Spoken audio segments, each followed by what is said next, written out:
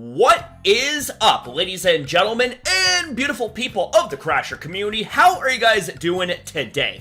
We're back with a new video on the channel. Thank you very much for tuning on in, you absolute beast legends of viewers. Well, in today's video, we go back to a very familiar subject, and that subject revolves around Niantic and Pokemon Go.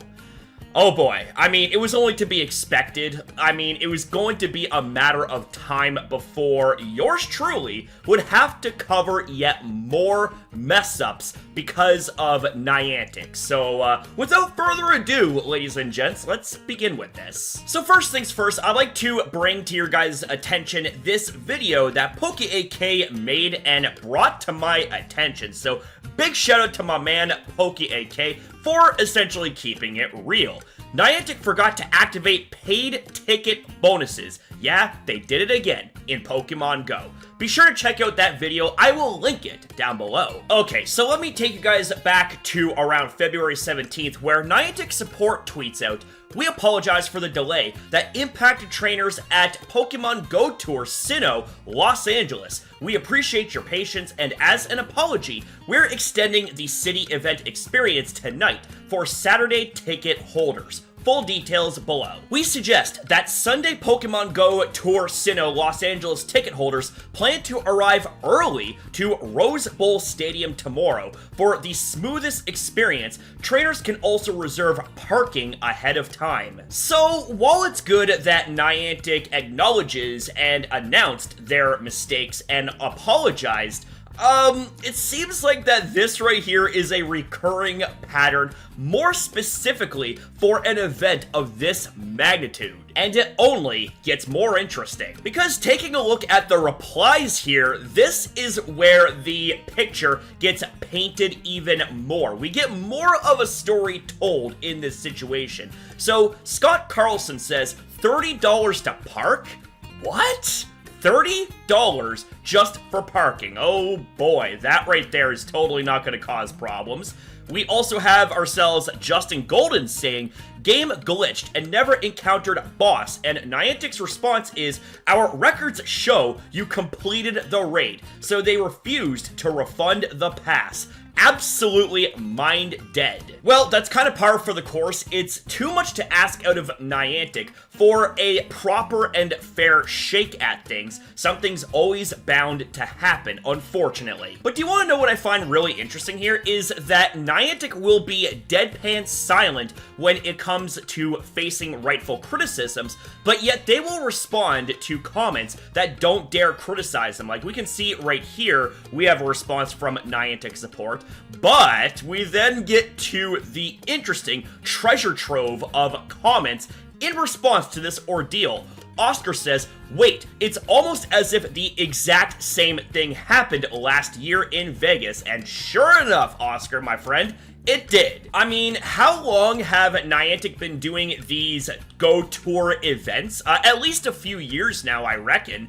And yet they still have things like this taking place. You cannot make this up. And yeah, JRE Seawolf, it is pretty damn predictable how things have gotten to be nowadays. Shout out to Duke1782YT, by the way, for having the right idea in making a bingo card out of this situation. Okay, so now let's fast forward to February 19th, where we have ourselves Pogo Central tweeting out, "Small updates. Gyms are only dropping 2 items, gym badge and team control dependent. Road to Sinnoh raid ticket offering bonus XP isn't working. Legendaries from the raid research will get exclusive moves if caught in their raid hours." Huh, the 2-item glitch. Doesn't that sound familiar? It definitely harkens back to the glitch I had to deal with all the way back in 2017. Yikes. And also missing out on the bonus experience that you pay for, by the way, out of this ticketed event. That's also a big time yikes too. So we have Caleb here responding, and they respond with something hella interesting. They said this to me today, more like "get fucked" without saying it, and what we have here is a screenshot showcasing an exchange with Niantic support. It says the following. Caleb says, found an issue. Doing 5-star raids whilst having the Road to Sinnoh raid ticket does not grant the extra 5,000 XP as advertised. Niantic support says, hey Caleb, we've looked into your account, CalebA13, and could see that you've participated in remote raids. The location of the raid might have different time zones where the event hasn't started yet. This could explain why you didn't receive the extra 5,000 XP from the raids. If you have any further questions, feel free to ask. Caleb says, the event had already started where I did the remote raid. It was an invite from New Zealand where the event had already started. Okay, so that right there was totally not a bold-faced fucking lie from Niantic. Jeez, you can't even hide the fact that you have absolutely no care in helping out your remaining loyal players when they have issues and they present you with these issues. I mean, this response literally makes no sense. The event had already started in the location where they remote raided, and this is what you say to them? Wow. I mean, not only is it so fucking dishonest, man, but I mean, that also looks like a carbon copy botted cut and paste type of response. Like, they didn't even put any care into responding to this complaint. But you know what, ladies and gentlemen, at the end of the day, two things are always going to happen. It's always going to be par for the course. Niantic is going to get away with it because they continue to take advantage of the remaining loyal fan base that they have. And number two, you're going to have those coming out of the woodwork ready to white knight and defend Niantic, despite yet more proof being shown here even by Niantic's own admission themselves, and somehow find a way to do mental gymnastics, dance around the valid issues and criticisms, and continue to demonstrate a lack of self-respect by assuming their usual position under the table, if you know what I mean. And look, I don't mean to come off as an asshole here, but someone needs to say it, and I guess it'll be me yet again. If you want Niantic to even begin to notice the value of the customers and remaining players, you need to speak with your wallet. If you want to get their attention, target their bottom line, aka profit. Seriously, it's 2024, guys, and already the same shit is happening as it has before. When is it going to be enough is enough? When is it going to be the case of, you know what?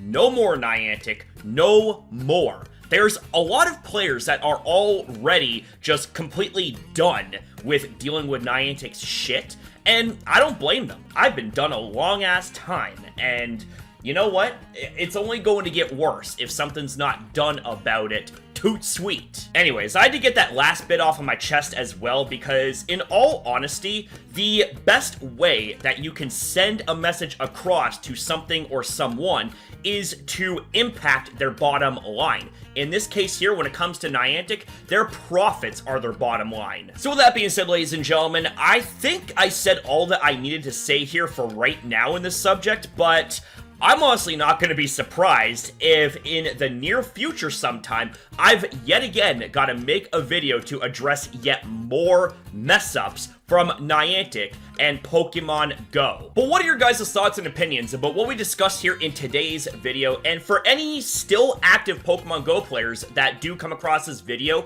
and you happen to be doing this Pokemon Go Tour event, do comment down below your personal experiences as well. And that's it for the video, ladies and gentlemen. So I want to say thank you guys very much for watching. Thank you for your time as well in viewing this video.